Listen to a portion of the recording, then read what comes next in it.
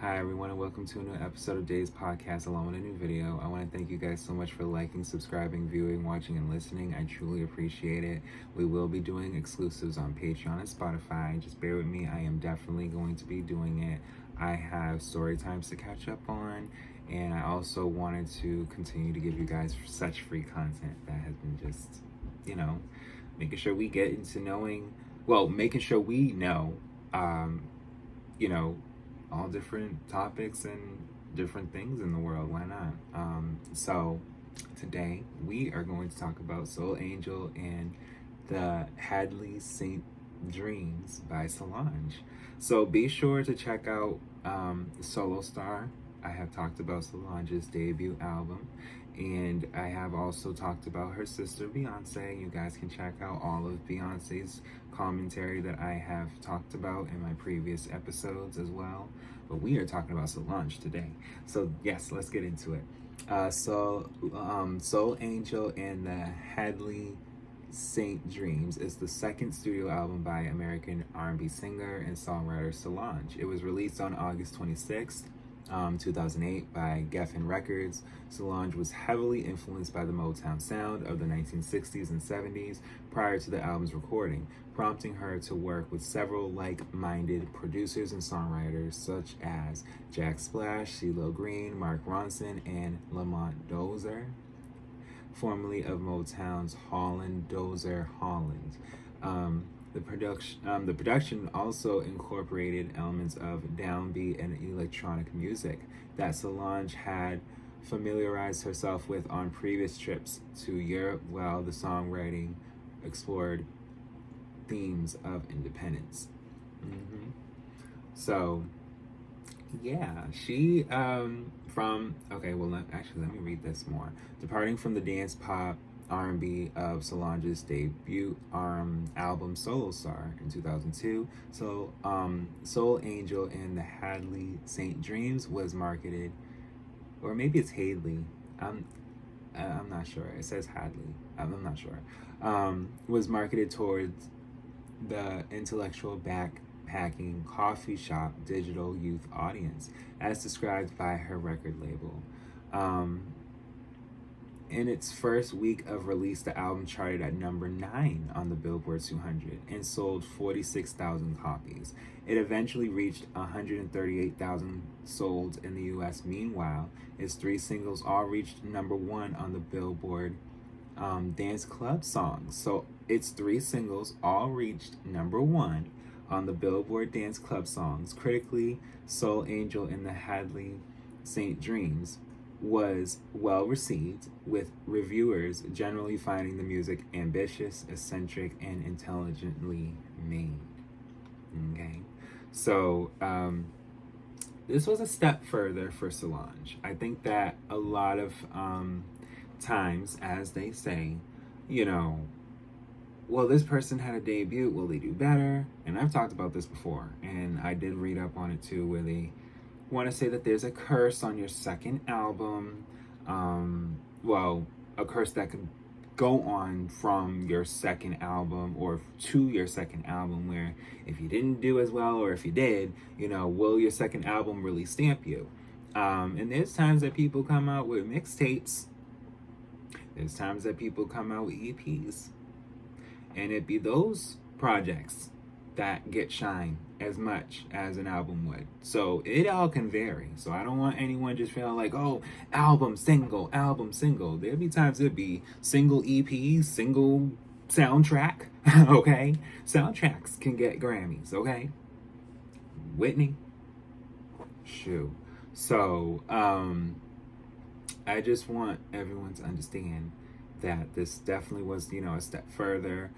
Solange had been working on her second studio album on and off since 2005, following her return home to Houston, Texas, and her divorce from Daniel Smith, with whom she had lived following the birth of her son, Daniel Jules, in October 2004. So yes, her first studio album, she, I can't say whether she was conceiving yet or anything by, mid to late 2003, but I do know that she was going through a few different changes in her life. And the follow-up to the critical and commercial disappointment of 2003's Solo Star was preceded by Solange's move from Columbia to Geffen Records in late 2007. Solange was heavily influenced, like I said, by Motown girl groups, such as the Supremes and the Marvelettes, and by her mother Tina, a one-time member of the 1960s harmony group, the Veltones, who used to play music by the likes of Dusty Springfield and Martha Reeves to her. Okay, so yeah, I won't. And commercial disappointment. Yeah, I don't like when they be so vague, but besides the point, this was an album that was letting people know, like, oh my god, despite appearing on Soldier and being really pregnant, and you know, just from coming back and having a movie, okay? You know, there was a movie that she released, there was a movie that came out and was released as far as with Bringing On All or Nothing. So it's just like there was a lot that was building up to this album that people were like, oh my god, she's back. And in a great way, you know, I feel as though she was missed in a way where I will say, for me, I feel as though there was just more that, you know, could have been given and was wanting to be given to us. And this was that moment where it was just coming out, you know. Yeah, Solange collaborated with several studio personalities. Marsha Ambrosius of Floetry lent vocals to the unreleased recording Wanna Go Back with Raphael Sadiq and British singer Estelle. And we will be talking about Estelle and why y'all did not give her absolute more life despite Steven Universe and among other things. But no, American Boy is legendary. I love that song. And yes, an American Boy came out literally, you know, within a year or so after that. So, you know, seeing Estelle in the midst of this production is it's heartwarming because she's good too. But yes, let's look at. Okay, so she had 5 singles. So I Decided, April 22nd, 2008, and I remember when it came out. Yeah, it was spring going into summer. Yeah, it was nice. Champagne, Chrono Nightcap, released August 19th, 2008. August 19th, such a special date. 3, Sandcastle Disco, released November 25th, 2008. And then Tony, Tony, released March 31st, 2009. And then Wanna Go Back, August 17th, 2010. So it's been over a year for another single from the album. But yeah, she let's see here.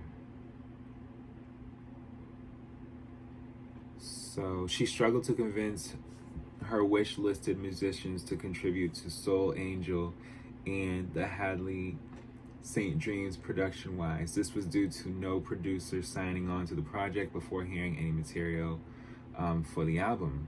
I don't think it was offensive, Solange admitted. I understand that these are people that want to take on credible, passionate projects. So before I would work with them, I would schedule a meeting and play them the record. And then they were more convinced and willing to get on board. CeeLo Green and Mark Ronson were not consulted until late into the production of the album, both having been persuaded by Solange at the 50th Grammy Awards ceremony. I had to party with CeeLo too to get him to work on the record, but once he did listen to my music, he signed on immediately.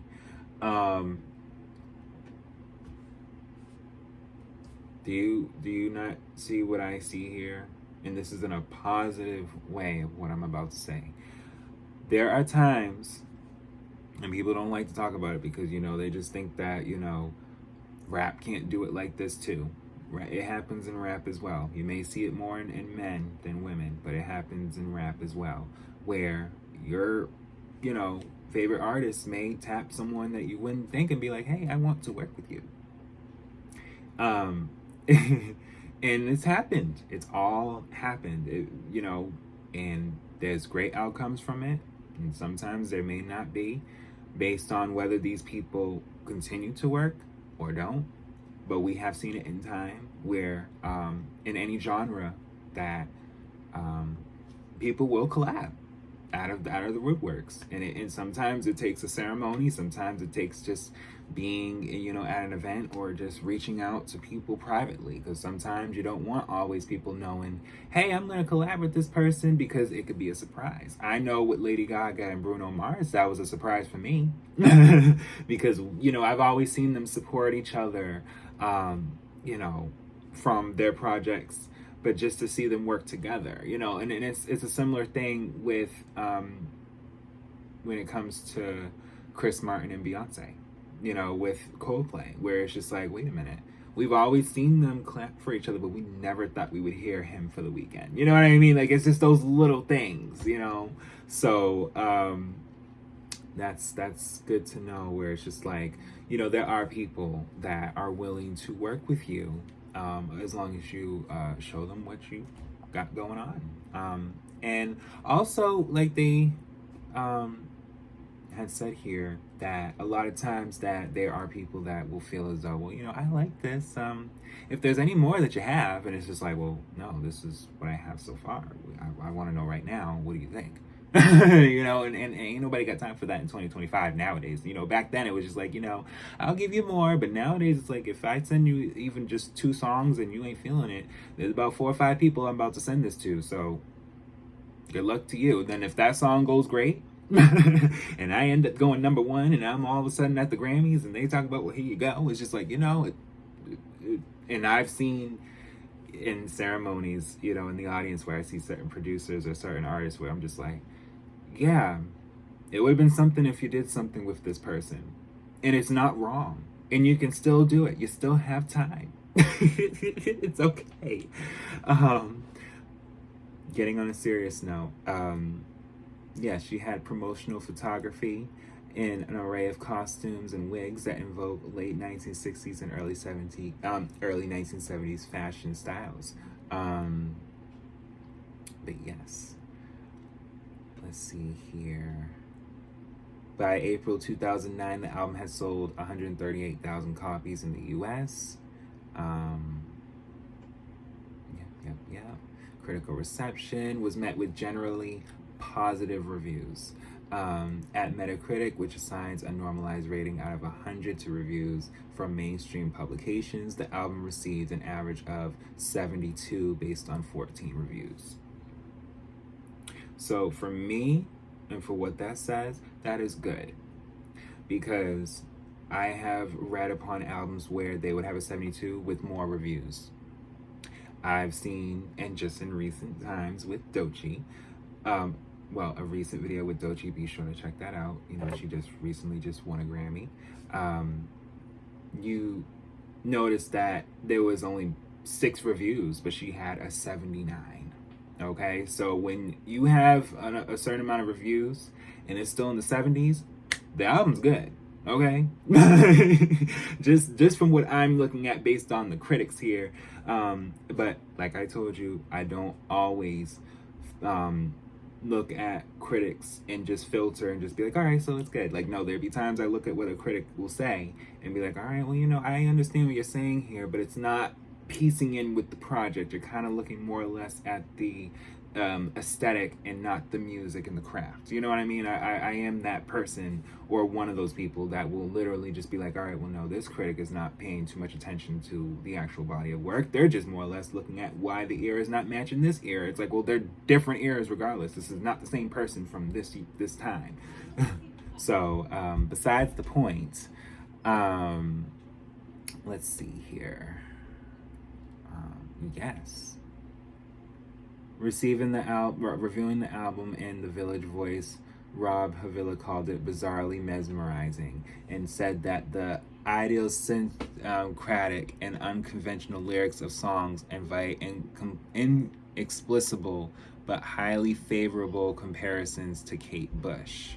I don't know what that means, but I for me, again, this album is just pretty good. As far as And then they're saying some reviewers expressed reservations. I mean, and again, like there were reviews even before in the 90s where they would just feel as though, you know, there could have been more substance of this or put more into this, but it's just no. No. This is my album. Get into all of it. Stop. Don't even try to compare anything else. Just get into me, okay?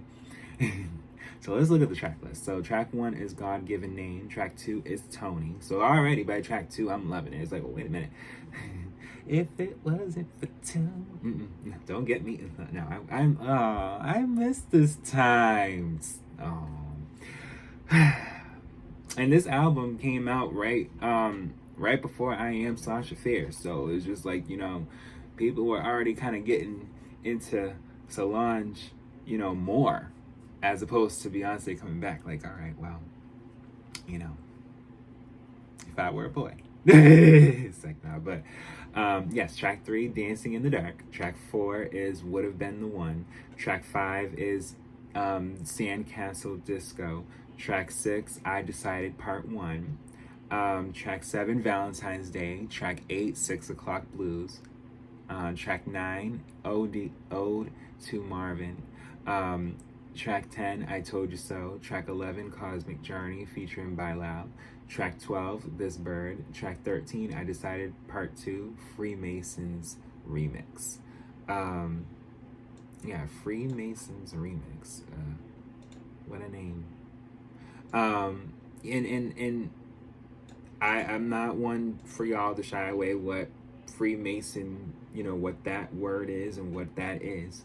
Freemasonry is a fraternal organization that's made up of men who meet to build friendships and communities. Freemasons are guided by principles of integrity, friendship, respect, and service. I don't know this organization and how they do things and what they're about. I just know they're their own thing among other things that are out there in the world. Will we talk about those type of topics? They might be talked about on the Patreon. Because, you know, I do and possibly may have younger viewers that kind of look at my videos, and I'm not going to have them just be looking at stuff that is kind of a little too mature for them. So if we talk about certain topics that are kind of like not things that are kind of always visually looked at or talked about on YouTube, that will be exclusively, and that will be where we can have real dialogue and go from there. But besides the point, iTunes edition bonus track, White Picket Dreams. Track 15, Champagne Chronic Nightcap featuring Lil Wayne. That was the iTunes pre-order bonus track. Track 14, as far as the UK Circuit City edition bonus track, that was the Champagne Chronic Nightcap. But Circuit City, huh?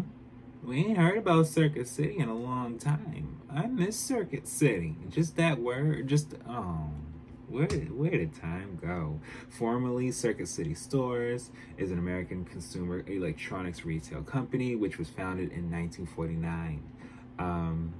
Yeah, Circuit City's gone. I gotta say, Best Buy took over, among other stores. So, yeah, we'll miss Circuit City.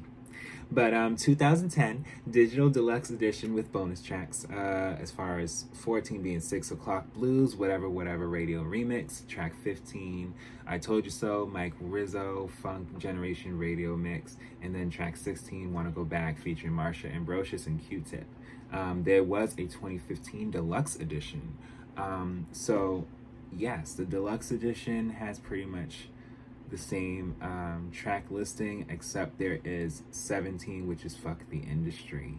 Fuck the Industry is a song recorded by American singer Solange. The song leaked online in 2008 and was reported to be part of a mixtape recorded by Solange called I Can't Get Clearance. However, the mixtape was never released and the song received an official release.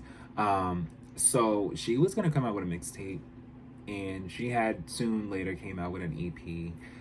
We will learn over time that she does have an imprint. I believe it's St. Heron, but she has her own independent label. And this isn't, this song is pretty much just validation of why you should always want to market and sell and do things for you over time, regardless, because you want to protect yourself. And I think also, I don't know why I keep referring to referencing I keep reference I keep going back. The word reference, child. Uh, I believe her name is Chapel Roan had said, that, and I will look into her name more, and I will look into her more. Her birthday is actually about 2 weeks from now. I believe she's an early Pisces. But she is 26, and yes, we will look at Chapel Roan. But she pretty much was saying, and a lot of people may have said it in the past, but just wasn't fully heard. But just seeing it from a Grammy stage, you kind of have to listen at some point where it's just like, no, like there's artists out here that we keep seeing on this screen that are just somehow no longer here no more, and there's no health insurance. Okay, you wonder why Solange had a song called "Fuck the Industry." Where's the health insurance? Where's the clearance? Where's people being able to know that their music won't be shelved because you want to help somebody else? Okay?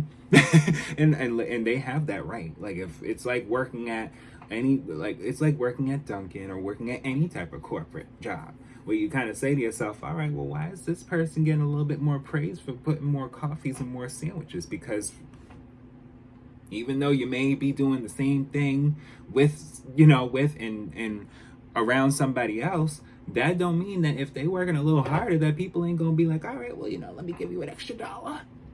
Okay, so it's just the security of having insurance and just more support all around in the industry. That is important. So I give both of these artists that credit on just speaking out, and even just making a song that may have not been supposed to have been heard, but it was able to be heard because shoot, it had to be. People had to know, even from Solange's perspective. Like, no, things gotta change. But yes, it debuted at number 9, and yeah, it did well. I enjoyed this album, and I want you all to enjoy this album and continue to listen to this album. As I keep talking about certain topics and things, Tony is still kind of ringing in my head as it would with y'all. But yes, listen to the album, and thank you guys so much for listening. And I truly appreciate you guys watching, and I'll be back with more.